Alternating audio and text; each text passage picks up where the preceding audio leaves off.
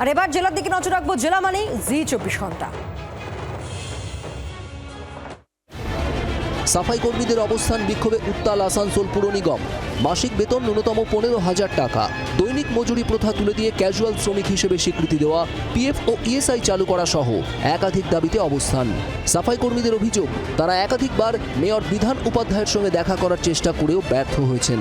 সাফাই বিভাগের মেয়র পরিষদ মানস দাস আন্দোলনকারীদের আশ্বস্ত করার চেষ্টা করলেও সাফাই কর্মীরা নিজেদের দাবিতে অনড়। পরিষেবা থমকে যাওয়ার আশঙ্কায় পুরবাসী। ভাই বিজেপি করায় দাদাকে খুনের অভিযোগ বাঁকুড়ার ইন্দাসে। মৃতের পরিবারকে সঙ্গে নিয়ে ইন্দাস থানায় লিখিত অভিযোগ দায়ের করলেন বিজেপি বিধায়ক নির্মল কুমার ধারা। গ্রেপ্তার পিন্টু রায় নামে এক তৃণমূল কর্মী। 24 ঘন্টার মধ্যে বাকি অভিযুক্তদের গ্রেপ্তার না করা হলে বৃহত্তর আন্দোলনের হুঁশিয়ারি বিজেপি বিধায়কের। বাঁকুড়ার খটনগর গ্রামের বাসিন্দা সুজয় রঙের ভাই প্রসাদ রং এলাকায় বিজেপি কর্মী হিসেবে পরিচিত।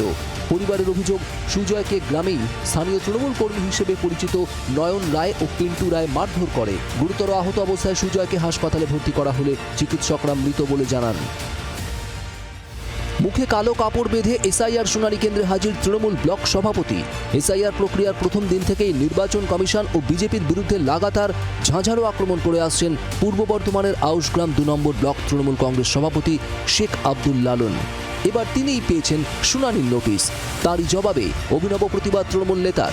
তার অভিযোগ, তৃণমূল করেন বলেই উদ্দেশ্য প্রণোদিতভাবে হেনস্থা করা হচ্ছে। পাল্টা বিজেপির কটাক্ষ, এসব নাটক করে এসআইআর আটকানো যাবে না। কোচবিহার জেলার হলদিবাড়ি পুরসভায় জট কাটল। দলীয় নির্দেশের কাছে হার মানলেন তৃণমূলের বিদ্রোহী কাউন্সিলররা। দলীয় নির্দেশেই অবশেষে হলদিবাড়ি পুরসভার চেয়ারম্যান হিসেবে শপথ নিলেন সৌরভ রায় ওরফে পিয়াল। পুরসভার কক্ষে শপথ গ্রহণ করেন তিনি। সেখানে উপস্থিত ছিলেন বিধায়ক পরেশ অধিকারী সহ অন্যান্য কাউন্সিলররাও। জানা গিয়েছে ভাইস চেয়ারম্যানের দায়িত্ব সামলাবেন অমিতাভ বিশ্বাস। এর আগে বারবার দলীয় নির্দেশ অমান্য করা হচ্ছিল। কাউন্সিলরদের একাংশের অনড় মনোভাবের জন্য পরিস্থিতি সামাল দিতে ব্যর্থ হয় স্থানীয় বিধায়ক সহ জেলা তৃণমূল নেতৃত্ব। বাড়ির পাঁচিল রং করাকে কেন্দ্র করে তৃণমূলের 2 গোষ্ঠীর মধ্যে সংঘর্ষ। উত্তেজনা ছড়ালো দুর্গাপুর ফরিদপুর থানার অন্তর্গত আরতি গ্রামে। বৃহস্পতিবার রাতের সংঘর্ষে মাথা ফেটেছে তৃণমূলের এক পঞ্চায়েত সদস্যের স্বামীর। মাথা ফেটেছে অপর গোষ্ঠীর একজনেরও। দুজনেই হাসপাতালে চিকিৎসাধীন। দলের জেলা নেতৃত্বকে জানানো হয়েছে বলে দাবি জখম দুজনেরই। যদিও এই ঘটনাকে গোষ্ঠীদ্বন্দ্ব বলতে নারাজ তৃণমূলের জেলা নেতৃত্ব। বাংলার আওয়াজ, বাঙালির আবেগ, জি24 ঘন্টা।